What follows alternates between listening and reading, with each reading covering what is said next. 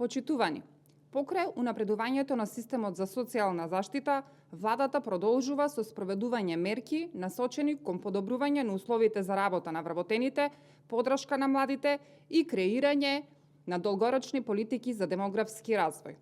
Потпишан е нов колективен договор со кој платите на вработените во центрите за социјална работа во земјава се зголемени за 20%.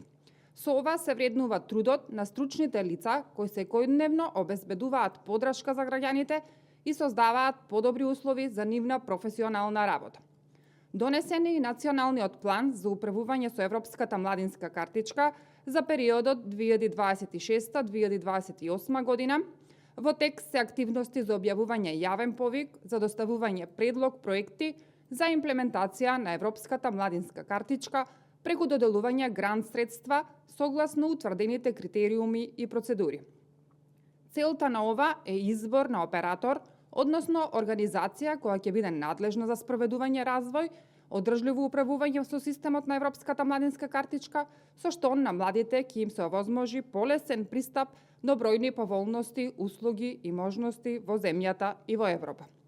Исто така, во соработка со UNFPA започнат е процесот на подготовка на национална стратегија за демографски развој и отпорност. Стратегијата ќе биде основа за креирање политики што ќе ги поттикнат повратните миграции, ќе обезбедат поголема поддршка за семејствата и ќе придонесат кон ублажување на негативните демографски трендови преку инвестиции во човечкиот капитал и рамномерен локален развој.